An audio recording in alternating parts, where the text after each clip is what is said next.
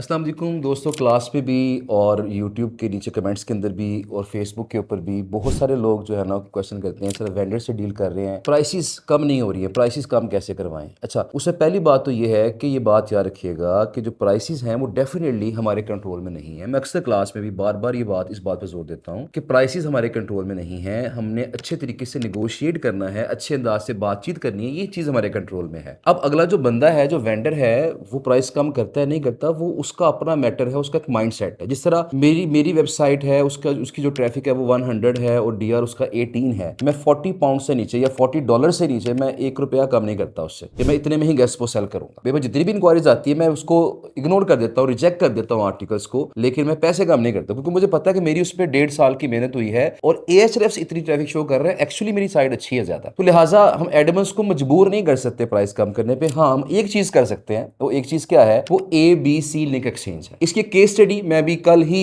Class के अंदर भी अपने जो हमारे यहाँ पे क्लास नेक्स्ट डे सॉल्यूशंस के अंदर होती है, मैं वहां पे दोनों ग्रुप्स के अंदर मैंने ये केस स्टडी मैंने डिस्कस की, तो मैं आपके साथ भी डिस्कस कर लेता हूँ, ये सारी स्टोरी सुना देता हूँ जिससे आपको समझ आ जाएगी कि जो ABC लिंक एक्सचेंज है वो किस तरीके से आपको फायदा दे सकती है। देखिए, हुआ इस तरह कि हमारा क्लाइंट के साथ रब्ता हुआ। क्लाइंट ने कहा जी मैंने पहले आपको ऑर्डर करना है, मुझे टेक्नोलॉजी की साइटें आप सेंड करें। हमने टेक की साइटें सेंड करी उसे। तो क्या हुआ कि उसने उसमें से एक साइट सेलेक्ट कर ली जिसकी प्राइस वेंडर प्राइस $300 थी, और हमने जो लिस्ट शेयर की थी क्लाइंट के साथ उसमें हमने उसमें थोड़ा सा मार्जिन रख के $350 में उसको साइट प्रेजेंट की हुई थी। अच्छा, अब हुआ क्या, क्लाइंट ने कहा जी मुझे साइट पसंद आ गई, इस पे मेरा आर्टिकल लगवा दे, लेकिन मैं $250 से ऊपर पे नहीं कर सकता। अब हमने काफी कोशिश की कि उसको थोड़ा सा ऊपर लेके आए, लेकिन क्लाइंट बजट को इंक्रीज करने के हक में नहीं था। तो अब हमारे पास दो रास्ते थे कि या तो हम ये करें कि ये ऑर्डर छोड़ दें, लेकिन जब अगर ऑर्डर छोड़ते हैं तो अच्छा क्लाइंट लग रहा था, उसका बजट $250 पर पोस्ट बजट मुनासिब बजट होता है, ज्यादा कम बजट नहीं है, तो बजट भी उसका मुनासिब है और लग रहा है कि मतलब लॉन्ग टर्म भी चलेगा। अब या तो ये था कि ऑर्डर छोड़ दे, ऑर्डर छोड़ने का मतलब ये था कि क्लाइंट को छोड़ दिया हमने, आइंदा उससे में काम नहीं मिलेगा। और दूसरी ऑप्शन मेरे पास क्या है कि मैं एक एफर्ट कर लूं और इस क्लाइंट को रिटेन करने की, इसका ऑर्डर कंप्लीट करने की कोशिश कर लूं ताकि फ्यूचर में मुझे ये ऑर्डर दे सके। अच्छा, हमने अब क्या किया, जो टीम से मैंने जो उनको गाइड किया कि आपने ये काम करना है, हमने काम किया कि वेंडर से रब्ता किया, और वेंडर से रब्ता करके हमने क्या कहा, उसे कहा जी कि आप ऐसा करें कि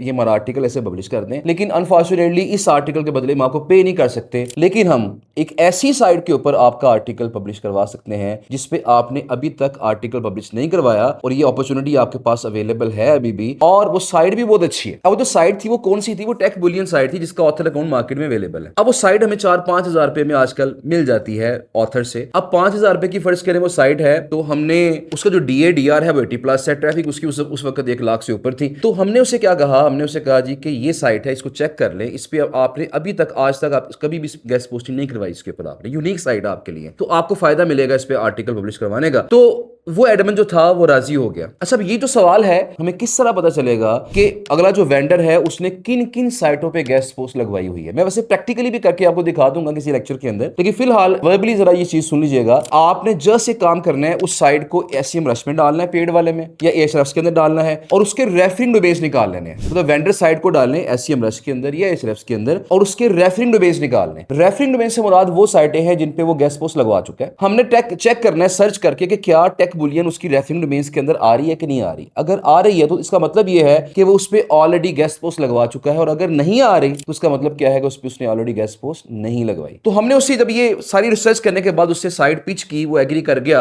और क्या हुआ कि उसने हमारे क्लाइंट का आर्टिकल फ्री में लगा दिया और हमने उसका आर्टिकल उसके बदले टेक बुलियन पे लगा दिया। यानी ए का लिंक लग गया बी के ऊपर और बी का लिंक लग गया सी के ऊपर। इसे कहा जाता है ये ABC लिंक एक्सचेंज है। इस पे तफसील मेरी वीडियो ऑलरेडी है। अच्छा, इसमें हुआ क्या कि हमें जो टोटल कॉस्ट पड़ी वो क्या थी, वो जस्ट जो टेक बुलियन के ऑथर को हमने पेमेंट की, बस वही कॉस्ट थी हमारी, 5,000 रुपए, मैक्सिमम 5,000 रुपए थी। तो अब हुआ क्या कि 5,000 कॉस्ट आई और प्रॉफिट मार्जिन हमारा अराउंड कोई 65,000 हमारा प्रॉफिट मार्जिन था उसके अंदर। और वहां पे जहां पे ऑर्डर हमें मिल ही नहीं रहा था, हमें लग रहा था कि ऑर्डर ये कंप्लीट हो ही नहीं सकता, वहां पे अच्छा खासा प्रॉफिट भी हासिल कर लिया और क्लाइंट को रिटेन भी कर लिया। क्लाइंट ने हमें मजीद भी ऑर्डर देना स्टार्ट कर दी। तो लिहाजा जहां आपको लगे, जब क्लाइंट आपको मिल जाता है ना, फिर ये चीज हम अप्लाई करते हैं कि जहां आपको लगे कि क्लाइंट जो है वो कम पे कर रहा है, और अक्सर ऐसा होता है, कई कई क्लाइंट ऐसे होते हैं जो प्राइस पे जो है ना थोड़ा सा अड़ जाते हैं यार कि मैं इससे ज्यादा पे नहीं कर सकता। जहां आपको लगे कि क्लाइंट अच्छा है, मुझे मल्टीपल ऑर्डर बाद में भी दे सकता है, लेकिन उसका अभी बजट कम है, वो पे ज्यादा नहीं कर पा रहा, तो हम लिंक एक्सचेंज वाली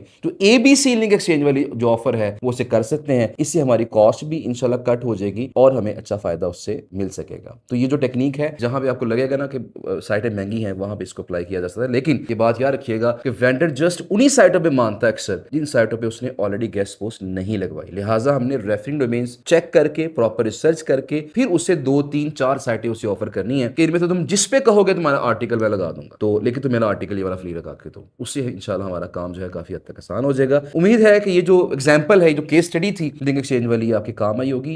ये जो केस स्टडी है, ये जो टेक्निक है, इसको हमारे बहुत सारे स्टूडेंट इस्तेमाल कर रहे हैं और प्रॉफिट मार्जिन को अच्छा खासा बढ़ा भी रहे हैं। तो लिहाजा आप सब लोग भी जब आपके पास क्लाइंट आएगा तो आप इन चीज़ों को इंप्लीमेंट कर सकते हैं और इससे फ़ायदा उठा सकते हैं। अपना बहुत सारा ख्याल रखिएगा। Thank you so much. Allah हाफिज़।